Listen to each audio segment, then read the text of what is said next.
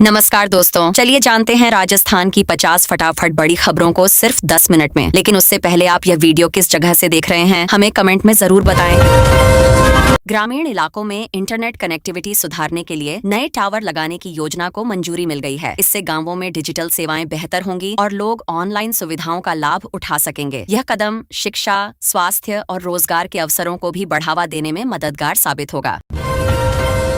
कोटा में कोचिंग छात्रों के मानसिक स्वास्थ्य को ध्यान में रखते हुए नए काउंसलिंग सेंटर खोलने की योजना पर काम चल रहा है। इससे छात्रों को तनाव और दबाव से राहत मिलेगी। यह पहल छात्रों के बेहतर भविष्य और मानसिक संतुलन को बनाए रखने के लिए बेहद जरूरी मानी जा रही है। राजस्थान सरकार अब सेमीकंडक्टर नीति 2026 पर तेजी से काम कर रही है। मुख्यमंत्री भजन लाल शर्मा ने इसे ग्लोबल मैन्युफैक्चरिंग हब बनाने की दिशा में बड़ा कदम बताया है। इससे प्रदेश में नए उद्योग आएंगे, युवाओं को रोजगार मिलेगा और निवेश बढ़ेगा, जिससे राजस्थान की अर्थव्यवस्था को भी मजबूती मिलने की उम्मीद जताई जा रही है। सरकार अधिकारियों के लिए कार खरीदने हेतु सॉफ्ट लोन सुविधा शुरू करने जा रही है, जिससे उन्हें आर्थिक राहत मिलेगी। वित्त विभाग ने नए आदेश जारी कर दिए हैं और उम्मीद है कि इससे कर्मचारियों की सुविधाएं बढ़ेंगी। यह कदम सरकारी कर्मचारियों के मनोबल को मजबूत करने और उनकी कार्यक्षमता बढ़ाने की दिशा में महत्वपूर्ण माना जा रहा है। RGHS योजना के तहत दवाओं की सुविधा को लेकर सरकार ने समीक्षा बैठक की है, जिसमें सुधार के निर्देश दिए गए हैं। मरीजों को समय पर दवाएं मिलें, इसके लिए व्यवस्था मजबूत की जा रही है। इस योजना से लाखों कर्मचारियों और पेंशनर्स को बेहतर स्वास्थ्य सुविधाएं देने का प्रयास किया जा रहा है। शेखावाटी क्षेत्र में यमुना का पानी लाने की योजना पर सरकार गंभीरता से काम कर रही है और इसकी प्रगति की समीक्षा की जा रही है। अगर यह योजना पूरी होती है तो क्षेत्र में पानी की समस्या काफी हद तक खत्म हो सकती है, जिससे किसानों और आम लोगों को बड़ा लाभ मिलेगा। जयपुर मेट्रो के नए फेज के विस्तार के लिए भूमि अधिग्रहण प्रक्रिया तेज कर दी गई है। प्रशासन इस काम को जल्द पूरा करने में जुटा है ताकि लोगों को बेहतर परिवहन सुविधा मिल सके। इससे शहर में ट्रैफिक की समस्या भी कम होने की उम्मीद जताई जा रही है। अरावली क्षेत्र में अवैध खनन रोकने के लिए पक्की दीवार बनाने की तैयारी की जा रही है। सरकार इसको लेकर सख्त कदम उठा रही है ताकि पर्यावरण को बचाया जा सके। यह परियोजना पूरी होने के बाद अवैध गतिविधियों पर काफी हद तक रोक लगने की संभावना है। सीकर और झुंझुनू में एयरपोर्ट निर्माण की प्रक्रिया को तेज करने के निर्देश दिए गए हैं। इससे क्षेत्र में विकास को नई गति मिलेगी और लोगों को यात्रा में सुविधा होगी। यह कदम पर्यटन और व्यापार दोनों को बढ़ावा देने के लिए महत्वपूर्ण माना जा रहा है। जयपुर में ट्रैफिक लाइट फ्री जंक्शन बनाने के पायलट प्रोजेक्ट पर चर्चा चल रही है। इससे ट्रैफिक जाम की समस्या कम होगी और लोगों का समय बचेगा। यह नया प्रयोग शहर की यातायात व्यवस्था को आधुनिक बनाने की दिशा में अहम कदम माना जा रहा है। राजस्थान में मौसम ने करवट ली है और पश्चिमी विक्षोभ के कारण बारिश और आंधी का अलर्ट जारी किया गया है। लोगों को सतर्क रहने की सलाह दी गई है। अचानक बदले मौसम से तापमान में गिरावट आई है और कई इलाकों में ठंडक महसूस की जा रही है। बीकानेर, श्रीगंगानगर और आसपास के जिलों में तेज हवाओं और मेघ गर्जन की चेतावनी दी गई है। प्रशासन ने लोगों को सुरक्षित रहने को कहा है। खास तौर पर किसानों को अपनी फसल बचाने के लिए सावधानी बरतने की सलाह दी गई है। जयपुर समेत कई जिलों में भारी बारिश का डबल अटैक अलर्ट जारी हुआ है। मौसम विभाग ने आने वाले घंटों को संवेदनशील बताया है। लोगों से अपील की गई है कि जरूरी काम होने पर ही घर से बाहर निकलें और सुरक्षित स्थानों पर रहें। सोने की कीमतों में अचानक बड़ी तेजी देखी गई है और दाम में हजारों रुपए की बढ़ोतरी हुई है। इससे बाजार में हलचल मच गई है। निवेशकों के लिए यह समय महत्वपूर्ण माना जा रहा है और लोग खरीदारी को लेकर सोच विचार कर रहे हैं। चांदी के दामों ने भी नया रिकॉर्ड बना लिया है और एक ही दिन में भारी उछाल आया है। बाजार में इसकी चर्चा जोरों पर है। व्यापारी और ग्राहक दोनों ही इस तेजी को लेकर हैरान हैं और आगे के रुझान पर नजर बनाए हुए हैं। 28 से 31 मार्च के बीच फिर से बारिश और ओलावृष्टि की संभावना जताई गई है। किसानों को विशेष सावधानी बरतने की सलाह दी गई है। मौसम के इस बदलाव से फसलों पर असर पड़ सकता है, इसलिए सुरक्षा उपाय जरूरी बताए गए हैं। 1 अप्रैल से निजी बस संचालकों पर सख्ती बढ़ाई जाएगी और दूसरे राज्यों के रजिस्ट्रेशन पर रोक की तैयारी है। सरकार परिवहन व्यवस्था को व्यवस्थित करने में जुटी है ताकि यात्रियों को बेहतर और सुरक्षित सेवा मिल सके। चैत्र नवरात्रि की अष्टमी का पर्व पूरे प्रदेश में श्रद्धा और उत्साह के साथ मनाया जा रहा है। मंदिरों में विशेष पूजा और भीड़ देखने को मिल रही है। लोग पूरे मन से पूजा अर्चना कर रहे हैं और घरों में भी धार्मिक आयोजन हो रहे हैं। जयपुर के बाजारों में रामनवमी की खरीदारी को लेकर भारी भीड़ उमड़ रही है। ट्रैफिक व्यवस्था को संभालने के लिए नई एडवाइजरी जारी की गई है। पुलिस भी लगातार निगरानी कर रही है ताकि किसी तरह की परेशानी न हो। बीकानेर में धूल भरी हवाएं चलने का अनुमान है, जिससे लोगों को दिक्कत हो सकती है। मौसम विभाग ने सावधानी बरतने को कहा है। खास तौर पर बच्चों और बुजुर्गों को घर के अंदर रहने की सलाह दी गई है। राजस्थान में कई प्रशासनिक अधिकारियों के तबादले किए गए हैं और उन्हें नई जिम्मेदारियां दी गई हैं। यह बदलाव प्रशासनिक व्यवस्था को मजबूत करने के लिए किए गए हैं, ताकि कामकाज और बेहतर तरीके से चल सके। जैसलमेर में सीमा सुरक्षा अभियान के तहत बीएसएफ ने सीमावर्ती गांवों में जनसंपर्क कार्यक्रम चलाया है। जवान ग्रामीणों से बातचीत कर उन्हें सुरक्षा से जुड़ी जानकारी दे रहे हैं और विश्वास कायम कर रहे हैं, ताकि सीमावर्ती इलाकों में शांति और सहयोग का माहौल बना रहे। उदयपुर की पिछोला झील में जलस्तर को लेकर प्रशासन ने आज समीक्षा बैठक बुलाई है। अधिकारियों ने स्थिति का जायजा लिया और पानी के प्रबंधन को लेकर जरूरी निर्देश दिए, ताकि आने वाले समय में किसी तरह की समस्या न हो और झील का संतुलन बना रहे। सीकर में शेखावाटी हस्तशिल्प मेले के अंतिम चरण में आज बड़ी संख्या में लोग पहुंच रहे हैं। मेले में स्थानीय कला और संस्कृति की झलक देखने को मिल रही है, जिससे कारीगरों को भी अच्छा लाभ मिल रहा है और लोगों को खरीदारी का शानदार मौका मिल रहा है। भरतपुर के केवलादेव नेशनल पार्क में वन्यजीव गणना को लेकर नई गाइडलाइंस जारी की गई हैं। इन नियमों के तहत सटीक आंकड़े जुटाने की कोशिश की जाएगी, जिससे वन्यजीव संरक्षण को बेहतर तरीके से आगे बढ़ाया जा सके और पार्क की जैव विविधता सुरक्षित रह सके। बाड़मेर में रिफाइनरी परियोजना की प्रगति को लेकर अधिकारियों की टीम ने साइट का दौरा किया। उन्होंने काम की स्थिति का जायजा लिया और तय समय पर काम पूरा करने के निर्देश दिए, ताकि इस बड़े प्रोजेक्ट का फायदा जल्द से जल्द क्षेत्र के लोगों को मिल सके। भीलवाड़ा के कपड़ा बाजार में जीएसटी से जुड़ी समस्याओं को लेकर व्यापारियों ने शांतिपूर्ण प्रदर्शन किया। उन्होंने सरकार से नियमों में सुधार की मांग की, ताकि व्यापार को सुचारू रूप से चलाया जा सके और उन्हें किसी तरह की आर्थिक परेशानी का सामना न करना पड़े। चित्तौड़गढ़ में पर्यटन को बढ़ावा देने के लिए नई गाइड ट्रेनिंग प्रोग्राम की घोषणा की गई है। इससे स्थानीय युवाओं को रोजगार मिलेगा और पर्यटकों को भी बेहतर जानकारी मिल सकेगी, जिससे जिले में पर्यटन का विकास और तेजी से हो सकेगा। धौलपुर में चंबल नदी किनारे बसे गांवों में जल भराव की स्थिति पर नजर रखने के लिए कंट्रोल रूम बनाया गया है। प्रशासन लगातार निगरानी कर रहा है, ताकि किसी भी आपात स्थिति में तुरंत मदद पहुंचाई जा सके और लोगों को सुरक्षित रखा जा सके। श्रीगंगानगर में पंजाब से आने वाले पानी की गुणवत्ता जांचने के लिए सैंपल लिए गए हैं। विशेषज्ञों की टीम इसकी जांच कर रही है, ताकि यह सुनिश्चित किया जा सके कि पानी पीने और खेती के लिए सुरक्षित है या नहीं, जिससे लोगों के स्वास्थ्य पर कोई असर न पड़े। हनुमानगढ़ में सरसों की सरकारी खरीद को लेकर मंडियों में विशेष व्यवस्था की गई है। किसानों को किसी तरह की परेशानी न हो, इसके लिए प्रशासन ने पूरी तैयारी की है, जिससे वे आसानी से अपनी उपज बेच सकें और उन्हें सही दाम मिल सके। जालौर के ग्रेनाइट उद्योगों में लेबर सेफ्टी को लेकर श्रम विभाग ने औचक निरीक्षण किया। इस दौरान सुरक्षा मानकों की जांच की गई और जहां कमी पाई गई वहां सुधार के निर्देश दिए गए, ताकि मजदूरों की सुरक्षा सुनिश्चित की जा सके। पाली में पर्यावरण संरक्षण को लेकर क्लीन सिटी ड्राइव की शुरुआत की गई है। इसमें आम लोगों को भी शामिल किया जा रहा है, ताकि शहर को साफ और स्वच्छ बनाया जा सके और लोगों में पर्यावरण के प्रति जागरूकता बढ़ाई जा सके। सिरोही के माउंट आबू में पर्यटकों की भारी भीड़ देखी जा रही है, जिससे होटल ऑक्यूपेंसी करीब 90% तक पहुंच गई है। पर्यटन कारोबारियों के लिए यह अच्छा समय माना जा रहा है और स्थानीय अर्थव्यवस्था को भी इससे फायदा मिल रहा है। झुंझुनू में शहीदों की याद में जिला स्तर पर खेल प्रतियोगिता की शुरुआत हुई है। इसमें युवाओं को भाग लेने का मौका मिल रहा है और खेलों के जरिए देशभक्ति की भावना को भी बढ़ावा दिया जा रहा है, जिससे माहौल उत्साहपूर्ण बना हुआ है। प्रतापगढ़ में कृषि विज्ञान केंद्र द्वारा किसानों को आधुनिक खेती के तरीके सिखाए जा रहे हैं। उन्हें नई तकनीक और बेहतर बीजों के बारे में जानकारी दी जा रही है, जिससे उनकी पैदावार बढ़ सके और वे ज्यादा मुनाफा कमा सकें।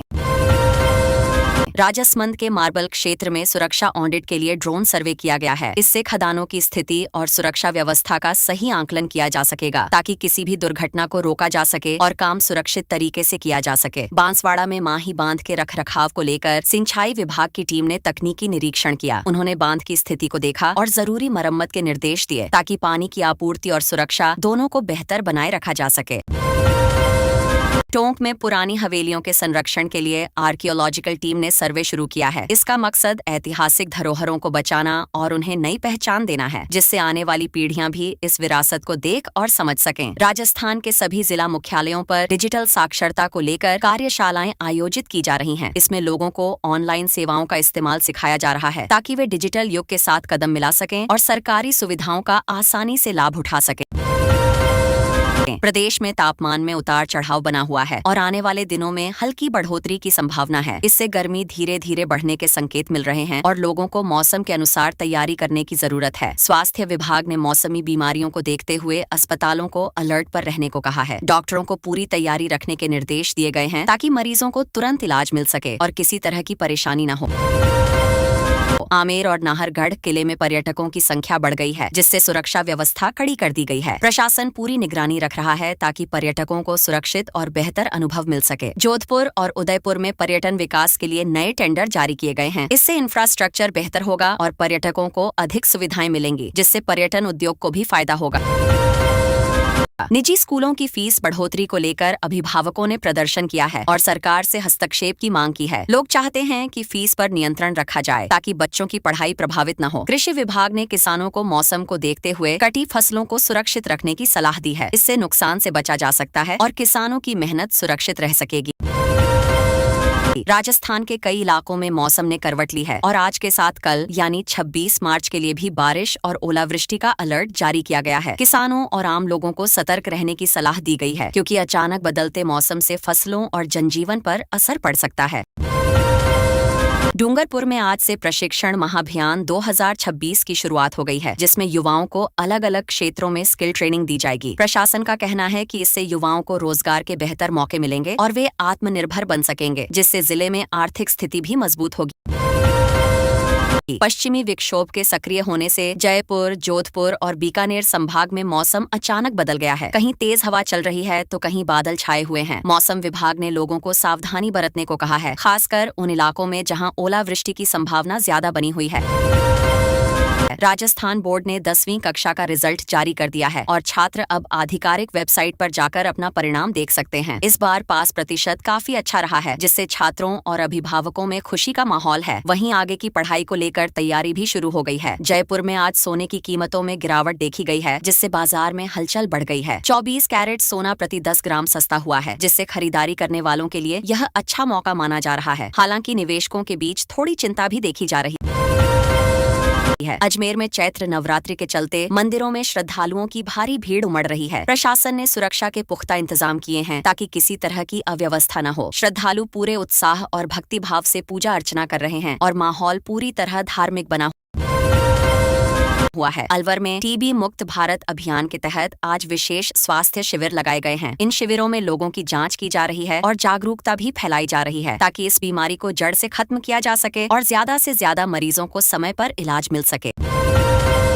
रायसिंह नगर में एसीबी ने बड़ी कार्रवाई करते हुए एक अधिकारी को रिश्वत लेते हुए रंगे हाथों पकड़ लिया। इस ट्रैप ऑपरेशन के बाद इलाके में हड़कंप मच गया है। अधिकारियों का कहना है कि भ्रष्टाचार के खिलाफ इस तरह की कार्रवाई आगे भी जारी रहेगी और दोषियों को बख्शा नहीं जाएगा।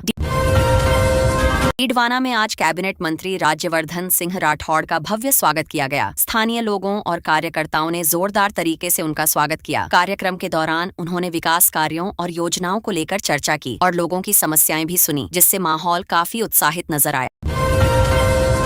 जयपुर में राष्ट्रीय गीत स्मरणोत्सव के तहत आज कई स्कूलों और कॉलेजों में कार्यक्रम आयोजित किए जा रहे हैं। छात्र छात्राएं देशभक्ति गीतों के जरिए देश के प्रति अपने भाव व्यक्त कर रहे हैं, जिससे पूरे शहर में एक अलग ही देशभक्ति का माहौल देखने को मिल रहा है। कोटा में कोचिंग छात्रों के बढ़ते दबाव को देखते हुए प्रशासन ने नए हेल्पलाइन नंबर जारी किए हैं। इन नंबरों के जरिए छात्र अपनी समस्याएं साझा कर सकते हैं और उन्हें मानसिक सहारा भी मिलेगा। यह कदम छात्रों की सुरक्षा और मानसिक स्वास्थ्य को ध्यान में रखकर उठाया गया है। आज दोपहर 1 बजे राजस्थान बोर्ड 10वीं का रिजल्ट जारी होने वाला है। शिक्षा मंत्री मदन दिलावर ने इसकी पुष्टि की है। लाखों छात्र और उनके अभिभावक रिजल्ट का इंतजार कर रहे हैं। माध्यमिक शिक्षा बोर्ड ने लिंक और सर्वर पहले ही तैयार कर दिए हैं ताकि कोई तकनीकी समस्या न आए और सभी आसानी से अपना रिजल्ट देख सकें। 10वीं नहीं, आज 5वीं और 8वीं कक्षा के लगभग 25 लाख छात्रों का रिजल्ट भी एक साथ जारी किया जा रहा है। इसके लिए शिक्षा विभाग ने सुबह ही सभी आवश्यक तैयारियां पूरी कर ली हैं। छात्र अपने रोल नंबर से ऑनलाइन रिजल्ट चेक कर पाएंगे और स्कूल भी छात्रों को मदद के लिए तैयार है। शाला दर्पण पोर्टल पर आज सुबह ही छात्रों का नया डेटा अपडेट किया गया है। इससे स्कूलों और अभिभावकों को सभी छात्र विवरण तुरंत मिल सकेंगे। इस पोर्टल अपडेट के साथ बोर्ड रिजल्ट के बाद किसी भी जानकारी या सुधार की प्रक्रिया भी आसान हो जाएगी और छात्रों को अतिरिक्त जानकारी लेने के लिए लंबा इंतजार नहीं करना पड़ेगा। आज जयपुर, अलवर, भरतपुर, टोंक, झुंझुनू और सीकर जिलों के लिए मौसम विभाग ने ऑरेंज अलर्ट जारी किया है। भारी बारिश और ओलावृष्टि की संभावना को देखते हुए सभी नागरिकों से सतर्क रहने और सुरक्षित स्थान पर रहने की अपील की गई है। मौसम विभाग लगातार अपडेट भेज रहा है और बारिश के प्रभाव की निगरानी कर रहा है। राजधानी जयपुर में आज सुबह से ही आसमान में घने बादल हैं और ठंडी हवाएं चल रही हैं। मौसम में अचानक बदलाव के कारण लोगों को सुबह सुबह ही हल्की बारिश और हवा का अनुभव हुआ। स्थानीय प्रशासन ने भी आवश्यक सतर्कता बरतने के निर्देश जारी किए हैं ताकि सुबह के समय किसी तरह की परेशानी न हो।